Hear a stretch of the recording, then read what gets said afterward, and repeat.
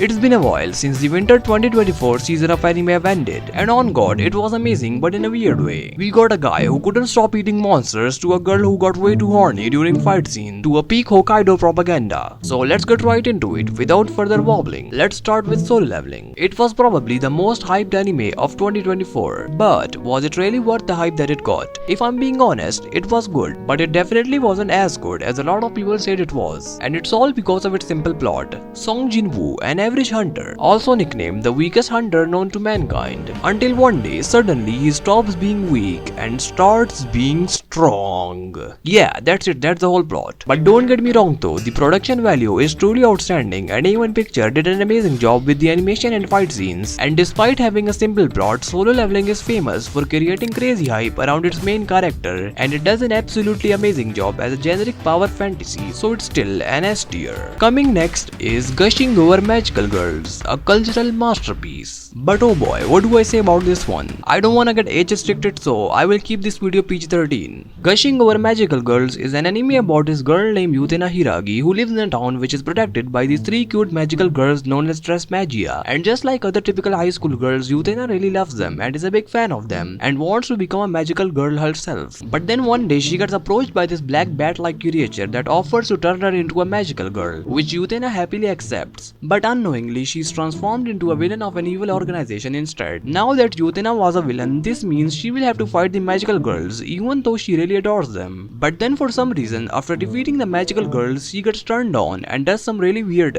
things. Some really weird things. By the way, are you into sub-anime or dub-anime? Because I am into sub-anime. To describe this anime in simple words, it's a goddamn masterpiece. Because keeping all the edginess aside, this anime is able to deliver a good plot and not just sell the edginess to you. Because I watched this anime for the plot anyway. S tier. Hokkaido Gals are Super Adorable is an anime about this boy named Tsubasa Chika who just moved to Hokkaido from Tokyo and wasn't enjoying his life there. But after moving to Hokkaido, in just under the first 2 minutes, he meets this blonde Hokkaido chick, bare-legged in the freezing cold -15-degree fucking temperature. And then for some reason, she immediately starts touching him, and then they fall in love within just first 2 minutes after meeting each other. And then later that day, she invites him to her house, puts on some tight clothes, and passes the fuck out. So the message this anime, or you can say Japan, is trying to convey is that this can be you, but only if you move to Hokkaido. Even you can get some bitches, and not just one but three. Keeping all the Hokkaido propaganda aside, this anime is actually pretty enjoyable, and the romance is actually pretty well done. It may be just like any other typical high school generic rom-com anime, but the characters are still interesting enough, and the Hokkaido setting also helps a lot to make it feel refreshing. The slice of life part of it was also pretty enjoyable, and by the time I finished this anime, I was ready to pack my stuff up and move to Hokkaido to find some baddies for myself. B tier. Coming next is Buchigiri, an anime original that came totally unexpected out of Mappa's ass out of nowhere, and it didn't quite disappoint. Buchigiri is an anime about this guy named Arajin who wants to lose his virginity really bad for some reason. For an anime original, this anime is actually pretty well done. The animation and art style is brilliantly done, which was not a surprise as it was Mappa after all. The fight scenes are all really incredible and have great choreography. The characters are all really likable, interesting and quirky. The main character is a little bit annoying and an asshole, like for some reason every time there is a fight scene he will instantly start farting and his diarrhea will kick in.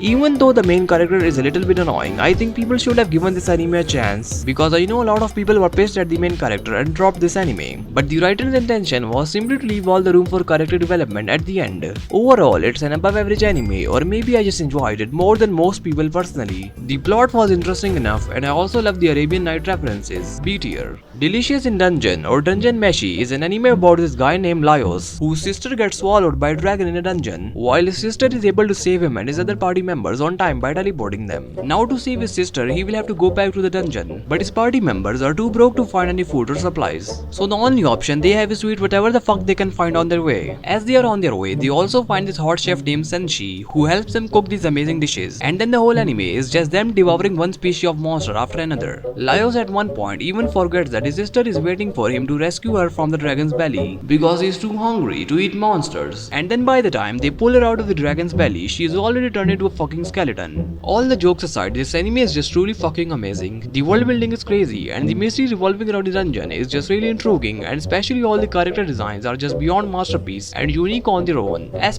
tier. Just check out this jiggle physics. Coming next is the strongest Lybrinth raid, a tank with a rare 9999 resistance skill got kicked from the Euros party.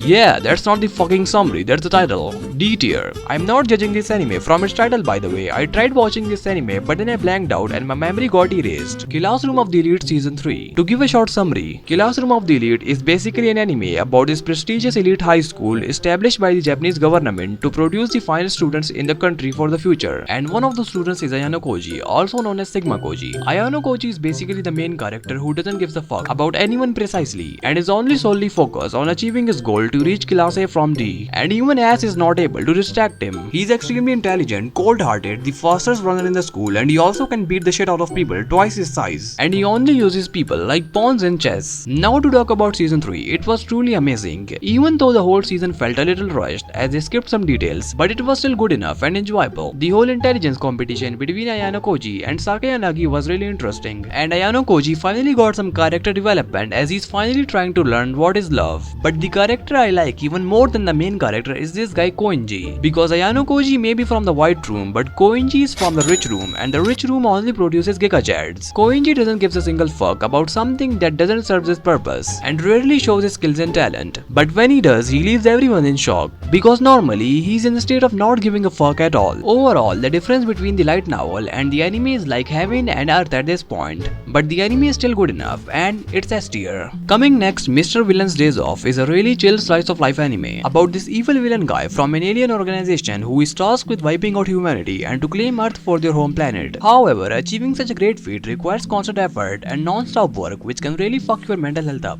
Which is why even Mr. Villain needs a day off from all his stress to enjoy life by doing simple fun activities such as watching pandas all day, eating ice cream, or just enjoying life by doing simple random things during his day off, because you can conquer Earth 24/7. Sometimes I just simply love it when an anime decides to slow down with all the action and dystopian drama and go for a simple heart-filled relaxing pace. Overall, it's a great comfy slice of life anime with somewhat decent animation and interesting enough characters. B tier. Coming next, Ninja Kamui is an anime about this ninja guy Johikan whose family got killed by his former ninja organization for breaking their code, and now he seeks revenge against the big boss of the clan. Ninja Kamui was an anime that I had really high expectations from, especially with the way it started. It left everyone absolutely speechless with its god-like super fast flashy animation, crazy action and amazing choreography. But as soon few episodes passes, it just turned into another trash mecha anime with terrible CGI which disappointed the shit out of me. At first, it seemed like a really promising anime, but then the animation just literally went from god tier to the lowest tier possible. But still, the first few episodes were really enjoyable and good, so I will still give it a C tier. The Wrong Way to Use Healing Magic, or more like a suitable title for redo of Healer, is the only isekai anime among so much garbage that was worth adding to this list. The story starts with Usato, who is walking back from college with his two classmates when suddenly the usual isekai magical circle appears, which transports them into another fantasy world. They wake up in the castle in front of the king and they all appear confused, but the king tells them that they are the heroes summoned to save their kingdom from the demon's army which will soon invade them. But then the main character learns that he isn't even a hero and got dragged in the summoning with his friends. Plus, he may not be the hero but he can use healing magic. At first, this anime appears like a rip-off of Rising of the Shield Hero, but then surprisingly, it broke all the character tropes and did the absolutely fucking opposite. The main character isn't treated like shit despite being caught up in the summoning. Check. The king isn't a shady asshole with a hidden personality. Check. No unnecessary fan service, which is the minimum requirement for any isekai anime, because we all know fan service plays a really crucial role in the plot. Check. Overall, I think this anime was pretty enjoyable. Some scenes were funny enough to make me laugh, the art style is pretty good, the animation was well done enough, and all the characters were also pretty interesting and funny. A tier. Coming next is Frieren Beyond Journey's End, the anime that not only touched my heart personally but the heart of millions.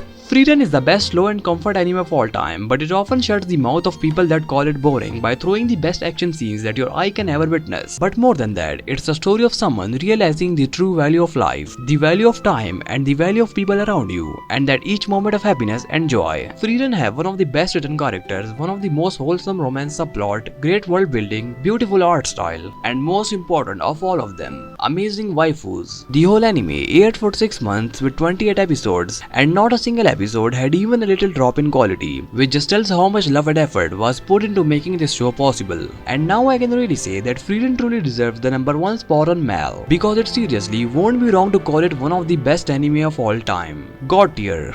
Seven Time Loop is an anime about a villainess who enjoys a carefree life being married to her worst enemy, which is definitely not true at all because first, she is not a villainess and second, she is definitely not carefree. Rishi, the main female protagonist, have special ability to return from death to a certain point of time when their engagement gets broken, and she have died 6 times so far at the hand of the Emperor of Golkine, Ernaldheim. But then during her 7th life, she ends up raising her worst enemy and marries him.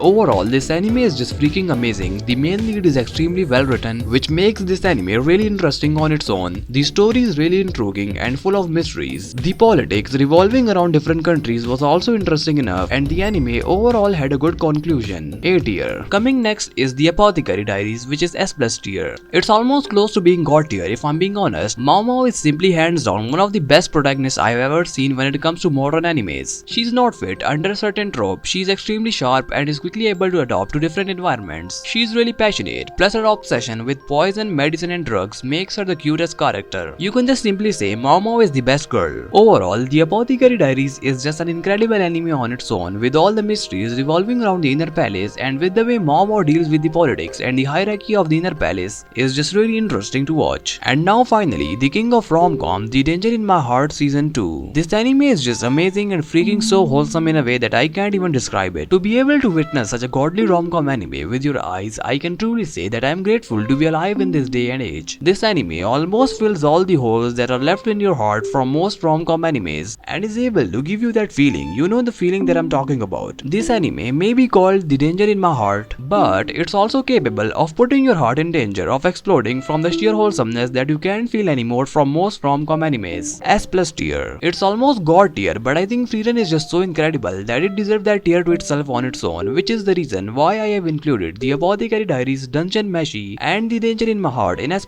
tier. And so yeah, that's the tier list for you guys. Thanks for watching till the end. Sorry if I missed any anime. All of these are just my personal opinions, so don't mind me if you think otherwise. Please also make sure to drop your bad takes in the comments. And please also make sure to smash the like button and hit that subscribe button because it will really motivate me in making more videos like this. I have been Otaku Outlooked and I will see you in the next one.